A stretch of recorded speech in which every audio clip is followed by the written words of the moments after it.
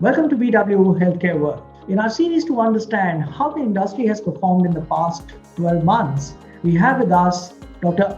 B.S. Ajaikumar, who is the founder and chairperson of HCG, a premium oncology hospital.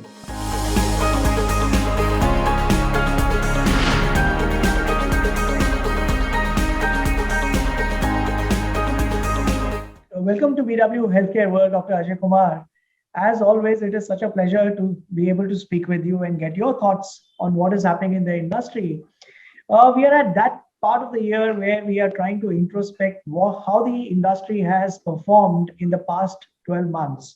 So let me ask you that how the year 2022 has been for the oncology industry in India, and what are some of the things that come to your mind that you feel can define the last 12 months for the industry? As you know, post COVID, there was a good, in the sense, a ramp up happened. We all read reports and we saw the footfall issue also. People not coming to major centers for various, issues, including, accessibility was an issue, and also the fear of COVID. So a lot of people did not come in a timely way. About 25 to 30% of the patients, I believe, have come in later stages because of this COVID. So in 22, we have seen more patients coming with more advanced cases compared to years before. And the second thing is there is some redistribution happening. In the past, people wanted to come to, let us say, in Bombay or Bangalore or Delhi or Calcutta. Now they found there are centers close by. They don't have to travel. And because of the convenience and ability to get back to their home, they chose those centers.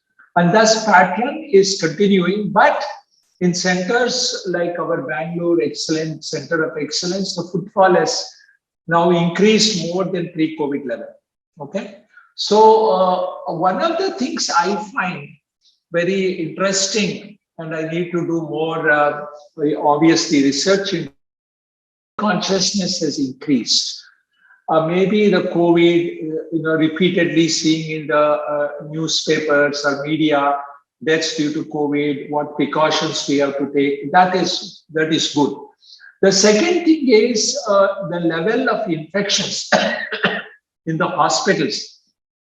Because of the proactive measures, even the doctors are washing their hands well, nurses are doing. We have become very conscious of health, wearing masks even now. And that has kind of helped to prevent infection. Now, it may be a double-edged sword.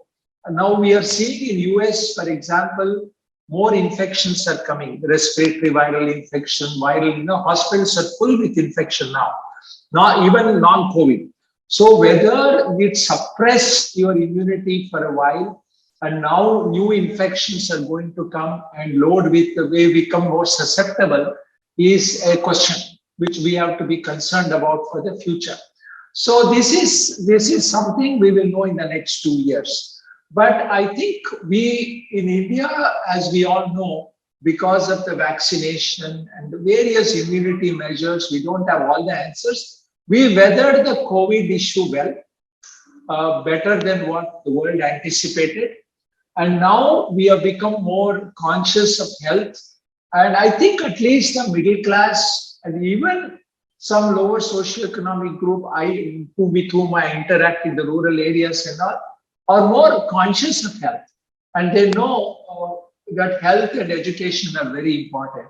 So that is where the importance is coming. And from HCG's viewpoint, and we have done extremely well because of people realizing that, look, if I want to get cancer treated, it has to be focused factory. I should go to the center where they know how to treat cancer. In our view, while multi-specialties do a good job, there is no question. Cancer today is not a single doctor disease. No single doctor can give advice. So When you look at our Bangalore center and all, there are 80 oncologists, similarly high number in Mumbai or Calcutta, people now want to go to the center where there is a multidisciplinary clinic. It's a high melting pot for decisions, research, academics. So this is where I think the trend is in the future. While all are doing good, I think we are doing extraordinarily well. Our centers are all really creating, record number of footfall. I look at footfalls. Financially, of course, we are doing good. But for me, are the right patients coming at the right time for treatment? I, as a doctor, why I started HCG is for oncology patients. And how do we manage? One of the things we are really focused on the 22 is how to accommodate all patients. See, the problem is morally, ethically, we can't refuse to. That's why, HCG doctors initiative, we can't. Whatever the finances are, we have to create models. We talk about systems in place, and I believe in heuristic models and bias, where you look at and say, look, I have treated a 25-year-old yesterday in the tumor board, where a 25-year-old lady with breast cancer. The doctors were saying, no, she can't afford this. I said, I don't care. We have to make it affordable. That is our mantra. How do we do? Yeah, we'll do foundation, we'll do this, whatever.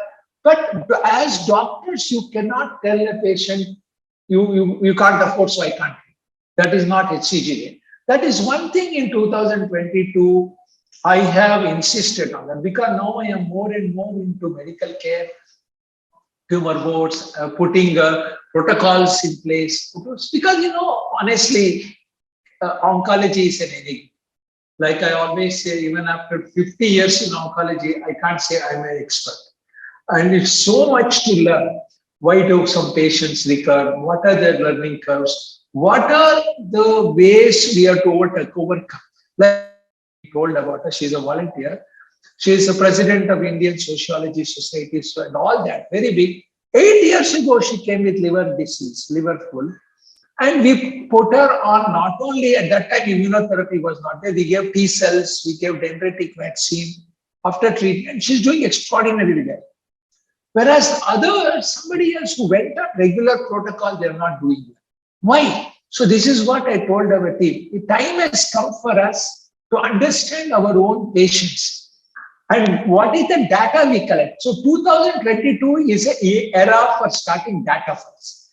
Data bank, understand and use heuristic approach, and based on that, see how the outcome of the patients are going to be. Because at the end of the day, it all matters is outcome. How is the outcome? Are the patients living, meeting or beating the global standards? In the breast cancer, for example, breast, what we call as triple negative, our data is better than my alma mater, MD Anderson. That's what we showed in the last 6 months ago, 4,500 patients. So we want to curate it. We want to put it out to show, our doctors are extraordinary. How do you show it data? Outcome. So that is what West has done very well, and that is the time we need to do it. So any numbers to substantiate the progress or the growth of 2022? We have, in terms of financial numbers? Financials, outcomes, industry growth. Yeah, normally the industry growth, oncology is about 5 to 8%. And we have grown very well, close to 15 to 18%. Our mature centers grow about 12%, 10 to 12%. Our new centers, of course, they have a better growth, and they are growing at over 18, 20%. But I think we will show a growth of 12 to 15% going forward. But we are also, as I always say, HCG is not in certain parts of India which we want to be, like in Uttar Pradesh, Bihar, Assam, and of course Punjab, very important for us. So we are looking at this as we move forward. And one of the decisions is, temporary decision is to go for more mergers and acquisition, not to go for greenfield. because the investors feel greenfield takes longer time. Even though personally I feel greenfield is important, but at the same time, I do understand their feelings and we will try to accommodate for the time being. But in the long run, it has to be hybrid, just not but just 100%, but also obviously greenfield has to be there. So in the next 3 years, by 2025-26, we want expansion in these areas. Whichever way we do it, and we are actively looking because we are very sound financially. Now we have pretty much got rid of most of the debt and we are cash flow positive. We generate 15 to 20 crores per month. So all of this, I think, will obviously give us that cushion to, and the debt availability is quite good now. When you look at the debt to equity ratio and all, we are doing phenomenally well. With all that, I think we are in a strong position to do some acquisitions or mergers. So we are actively looking at areas where we can do that in oncology specific. And we also announced there is some merger we are doing in Milan with Ovum, and that is in the final stage. It should happen anytime. And there also, there is obviously a need for high quality mother and child and fertility. So we have created a separate vertical. And the third one we are looking at is our lab. Very high-end lab related to oncology and also genomics. We are very big in genomics. So 2023, we have consolidated in 22 with all that. As you know, we kind of got out of strands and we have used the funding we got from that to expand our technologies in our Triesta, which is our lab. We have installed a very state-of-the-art sequencer. First time in a private enterprise, this kind of sequencer is there. We can do complete gene sequencing, exon sequencing with that. And also we are trying to bring down the cost so that it can be more accessible to a lot of people. And we are also now, one of the things we are just installing is a CTC, circulating tumor cells machine, which will be one of a kind in this part of the world, where by just doing a blood test, we can say whether your cancer is under remission or not, which is real, even a single cancer cell I can detect. And this is, a lot of people have done a lot of work in this, but this will be the most highly sophisticated thing where we can measure actually the DNA breakdown of the cancer cells, what we call a ctDNA. So all of that will give us precision medicine. And we are using, again, 22, we are using now AI. AI platform has become very big. And we are creating, I forgot to mention that we have now have a research fund. HCG itself is doing a research fund. And we also generate some grants. Using that, I am primarily involved in seeing how we can go into the depth of research. And AI, we are starting an AI division already there, and we are expanding it. So we can understand Indian, Indian genomics and how Indians respond to the treatment, because most of the protocols are Caucasians. How, when I treat a cancer patient, how does a PET scan look? How does AI, how can I generate AI based on that? So 1,001 patient who comes based on the 1,000 patients to a level of sophistication, which is very exciting. And it's going to make a huge difference for India to step up to that global research level. And I think the West may become afraid of us because we have volumes, we have intellectual capacity, and now we have all the infrastructure to do it.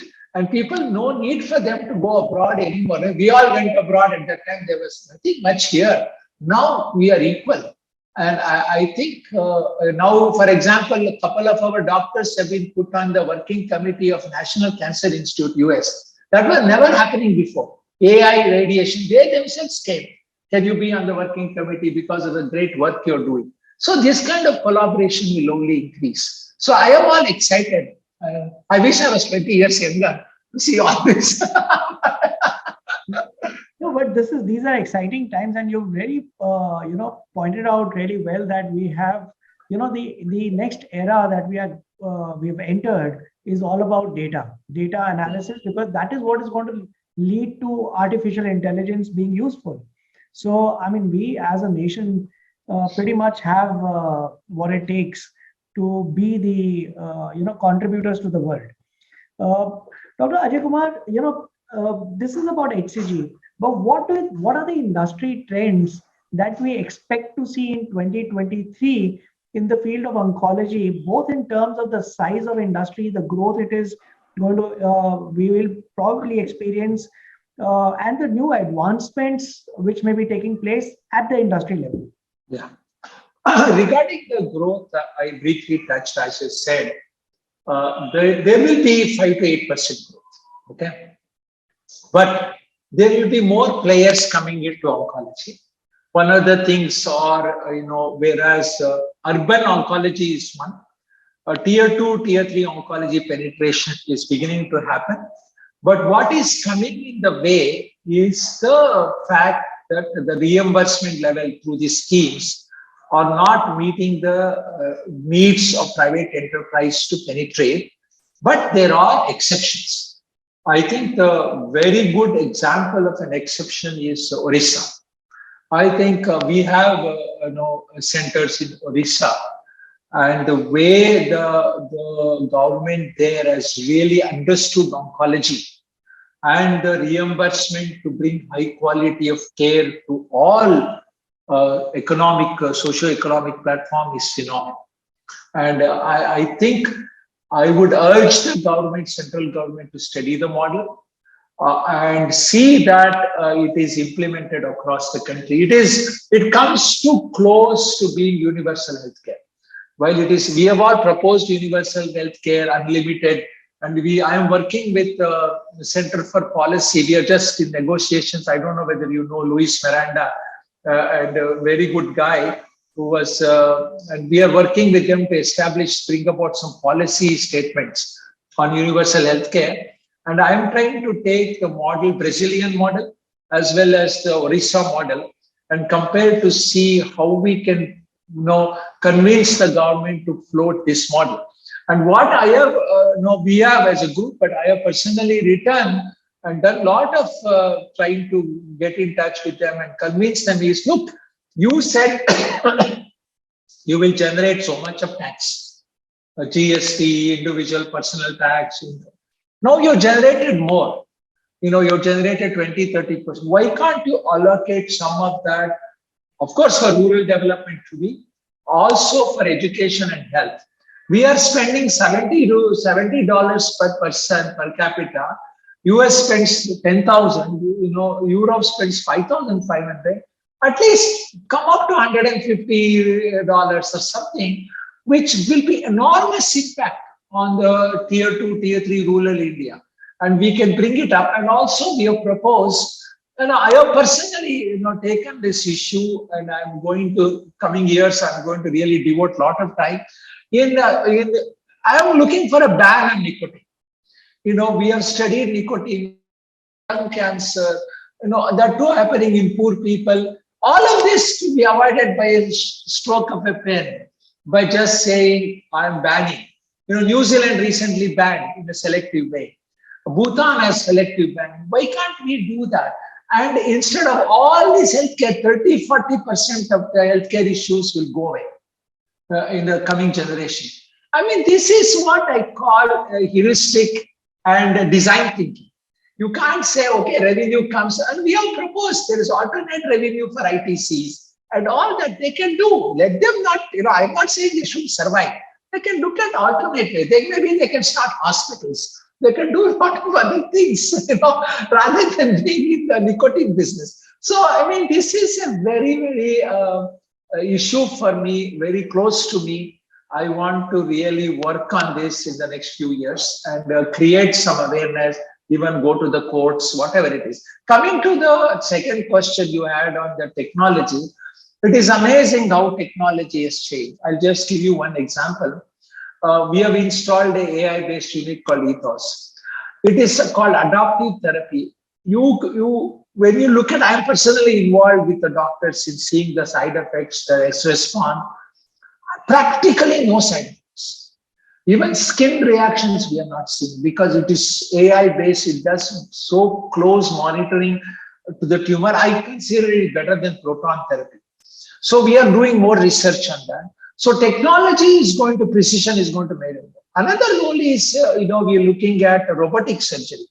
When robotic surgery came, we are one of the largest users of robotic in India. And I'm very happy to say it has really helped the patients. I'll come to the cost in a minute. The technology is so good. It can precisely go and remove the tumor, even a oral tumor or in the liver, anywhere, without causing problem to the normal tissue. I can send the patient home in 3 days, pretty much, no side effects. And these are some of the things which is going to, and we can innovate on that. We are also doing a lot of research on where else can we do, what are the new instrument. And another area is orthopedic, oncology, where limb saving. And we have a surgeon, Dr. Pramod, who does designing for each individual patient with an engineering department. Sometime when you come to Bangalore, I want to show you that. How, like course you want to go and remove an organ and replace with technical aspect, 3D planning. You have to make instruments for that patient. Specific. So when you go in, you know exactly where you're going for that anatomy.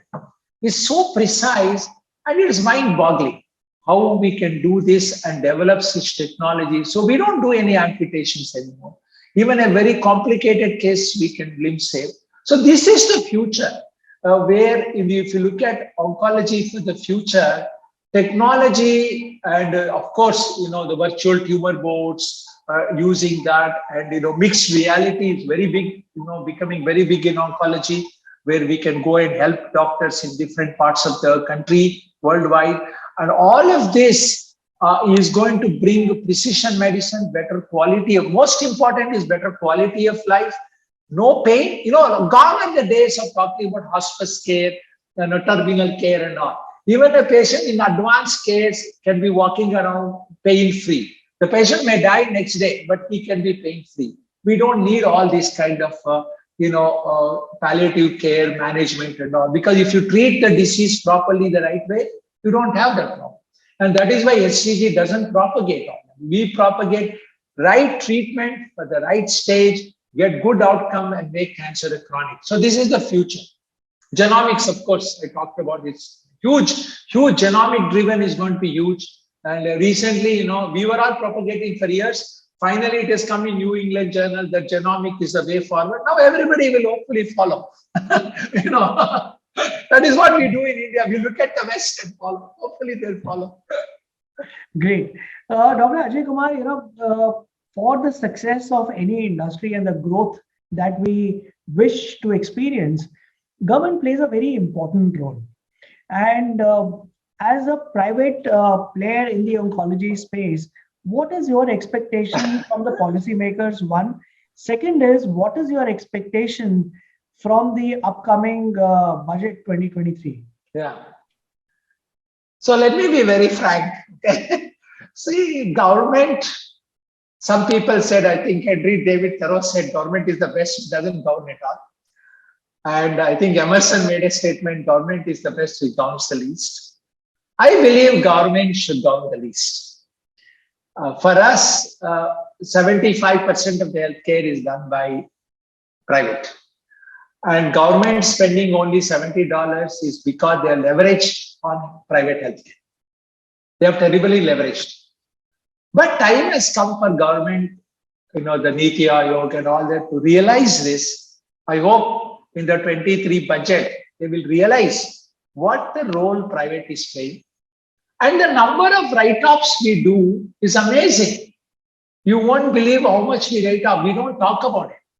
When a patient comes and says, they can't afford this, I say, it's okay. What is it?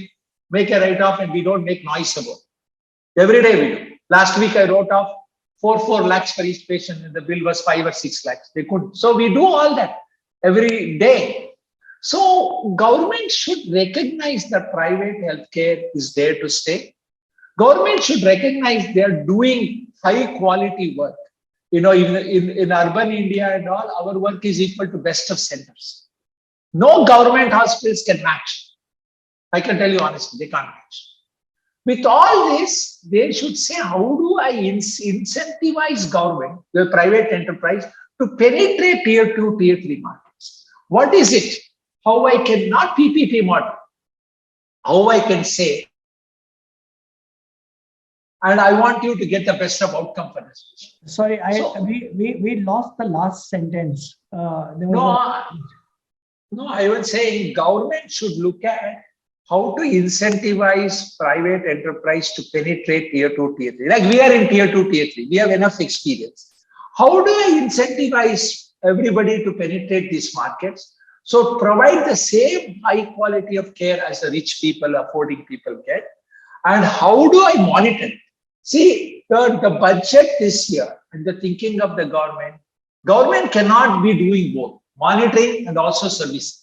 Government should abandon being care providers. Government should say, I'll monitor, but I will give you money and you provide the best of care for patients, those who can't afford. And this is the system which Brazilian model or even some US model are there. US is of course very expensive. Brazilian model could be good, or even Orissa model. So expanded Orissa model. So I think in the budget, the government can play an important role in coming up with incentives. Also, of course, I said banning tobacco or even excess tax on it, phenomenal excess. So the tax money comes up, whatever it can be used for healthcare. And also, if government is really, really out of the box thinker, they can say, I will allocate that money for people who get cancer from smoking and chewing. See, whatever extra money I make from the tobacco industry, taxes, that money is an endowment for treating these patients. Why not? That will be a good thing in the budget if they can do. But unfortunately, I know there are vested interests, there are others, but we will do our share of talking about it and try to sensitize the government. And I hope someday this will happen. And that is the big way of government playing a key role in healthcare. And not by starting hospitals and not by, because we know primary healthcare itself has not succeeded in India. Now, there are some good steps, but overall, they have not. So it is high time they have to willingly say, I know Niti Aayog has proposed, let us create all the district hospitals to medical college. That is too radical. But if they hand over district hospital to private and a pilot project, I'll monitor it, can they do? I think that's a good step if they can really do that. So I think these are some of the things. Primary healthcare, preventive healthcare, very important, for us. When we talk about preventive healthcare, banning tobacco is one of the preventive healthcare. So they have to consider these areas and fund it and private enterprise incentivize. So we are ready to do. We are not there, as you know, if we are in oncology, we are ready to go out of business by banning tobacco. We don't mind, but that shows our sincerity. So that is what we need business. So I think this is a point which has not been recognized, unfortunately. Right. And in the budget, do you have any expectation around the GST or the customs duty on the medical equipment that is there, or any expectation from the the insurance sector? The GST, what we have been fighting for is the input output. We don't have both. See, when we pay a rent, we can't collect it from any other source. So it's a one way. So this model has been talked about, and people have made, all the associations have made representation that give us input output. So or ban GST itself for our rental and all, but the government has not done. And I hope this year they will look at it favorably. Okay, this will be a big plus for us, because a lot of it is a one-way street. We lose, whereas other industries benefit through input output. Okay, we don't have. Second thing regarding the customs duty, yes, they are propagating made in India. That is why they say customs duty should be high.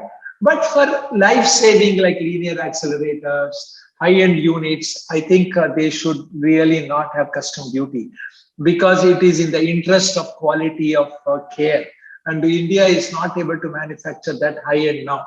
So I think manufacturing linear accelerator, precision, in the world only 2-3 bodies do, because there is a reason for that. Only three people do that because it is a very complicated thing. So we should understand it. Of course, India can do. Made in India is very important. And drug industry, again, that is also an issue. But the patented drugs are there, and we are very good in generic. We can continue that route. But one word is we should, our drug industry has to allocate some fund for research. For new drug. India has never come up with new wonder drug. That is very sad. And we are good in copycat, but we have to come up with wonder drugs now. If you don't, that's a failure of our, I would consider it an intellectual failure if you don't do that. Dr. Ajaikumar, what are HCG's plans for 2023? Are we expecting expansion? You spoke about that there could be M&As that you're looking at, consolidation. What about funding, and what can we expect to hear from HCG in 2023? See, HCG, as I said, the consolidation phase will possibly may come to an end in 23. And we are preparing the budget. Right now, we are preparing a 3-year budget. And we are very positive of how we will grow. And one of the things we have looked at is improving the margin efficiency. And that is online now, as we are predicting it is happening. And if these things really roll out the way we plan, by end of 23, we'll be in a very strong financial position. We are already in a good position, strong, but I think we will be in a very strong where we can even maybe invest 400, 500 crores or even more to really look at some good assets where we can, merge or acquisitions we can do. There are a few very good assets which we may be interested in, but of course, until we sign off, nothing has happened. So we will see how these things play out. And future of, as you know, the shocking thing is the number of cancer patients are increasing, and that itself is a growth for us, unfortunately. And we do believe when we started HCG, people thought a focused oncology unit is difficult because all the multi-specialties also do the same thing. We have disproved that. Our market share in cities like Bangalore is only increasing. And we plan to do that even in cities like Mumbai, Kolkata, and others, Ahmedabad, which is Gujarat is a big thing for us. So our growth in these areas, it can be phenomenal.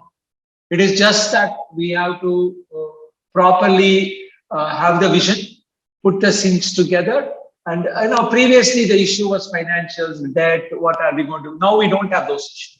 Now it is pure question of strategy and putting together a plan and executing. And I think we are at that inflection point. Dr. Ajaikumar, thank you so much for taking out time to speak with us. My pleasure. You're on a holiday and yet you made time for us. It means a lot. I wish HCG the best of 2023 and look forward to speak to you again. Same to you and your family and to your business enterprise, your magazine, everything. I wish a good holiday and a wonderful new year. And I know the work you do is tremendous, and the way you connect with people, is just phenomenal. And I want to keep this friendship, which is the most important thing for me. Okay. Thank you so much. Thanks a lot. Thanks.